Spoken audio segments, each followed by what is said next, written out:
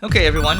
Today we're going to talk about a fun subject. The fun subject is if you decide to take a profit, you will not get rich. That's kind of a scary thing to think about, right? So I was watching something the other day, and it was with this investor. He's a billionaire. His name's Rob Barron, and one of the guys on the show, CNBC, was saying, at the end of the day, nobody ever got poor taking a profit, right? And then his counterpoint was, but at the same time, nobody gets rich while taking a profit because of all the tax implications that you have there, right? So this is coming from an investor's point of view.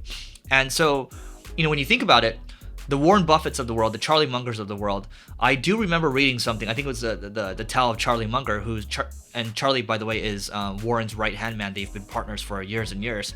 And at the end of the day, they talk about how Berkshire Hathaway is a great business, and all they do is they just reinvest the profits into other businesses, and really there's not a ton of tax implications there because you're redeploying what you're bringing in, and you are putting it into either reinvesting back into the business if it's a really good business and the business is growing a lot, or you are potentially acquiring other businesses too, or putting the investments elsewhere, right? If you're continuing to do that, your tax implications are going to be lower. For example, let's say I have a business that does $1 million a year, okay?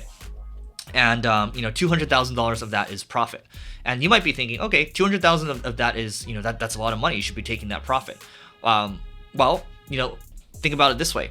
If you decide on the $200,000, if you live in California, for example, you're probably going to get taxed half of that, right? The tax rate, federal taxes are 37% in the United States and then another 13% in California. So boom, automatically that 200,000 it gets cut in half because, you decided to take a profit, and the government needs to get its share because the government needs taxes to, help with infrastructure, right? And so the logic here is that you got to pay taxes. Most people got to pay taxes.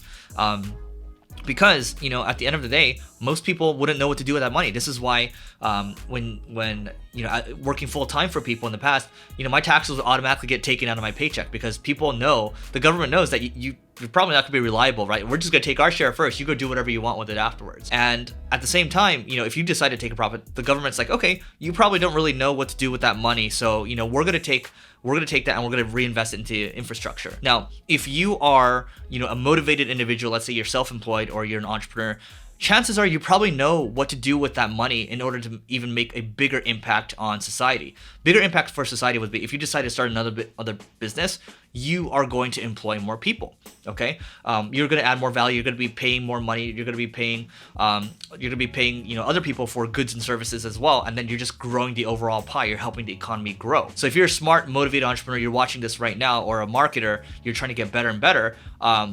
Chances are you're a learner, you're fast-paced, and you are going to be a better investor, a better capital allocator. Capital could be, financial capital, or it could be human capital. You are going to know what to do with that better than giving that money to the government, right? If you do not have, a family to worry about, I'm just painting a really simple picture. Let's say, hypothetically, you don't have a family to worry about, you don't have a spouse right now, you can take shots, you can afford to take shots.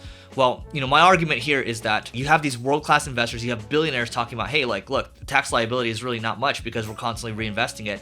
You might be thinking, oh my God, I need to, protect myself. And you should. You want to have at least 12 months of expenses, right? Emergency expenses saved up, emergency funds, so you can cover, whatever it is, cover your own lifestyle, cover your rent, cover your food, right? So you don't have to worry about that. And then, ideally, what would be even better, and I talked about in another video, is that you have a Launchpad business. A Launchpad business is a foundational business, a bedrock business that will protect you. Maybe it's generating $100,000 or $200,000 a year for you take home. And I'm making it sound easy. It's going to take you time to get there. But once you establish that, kind of a shield around you for emergency funds, then what you can do is you just constantly reinvest. You constantly reinvest, and a lot of these investors talk about, cash is trash, right? You want to redeploy the money, and for them, they redeploy a lot of it into stocks, into other types of, financial assets. But for you, let's say you're running a business, you can redeploy that money into ads. You can redeploy that money into hiring amazing people to grow the business even faster, increase your growth rate even more. In the past, I've talked about, the case for deferring your compensation, because you can wait, especially if you're younger, you can wait longer. Now, you have to weigh your own situation, right? If you have a family, if you have kids, if you have a mortgage to worry about, yes, there are more costs involved there.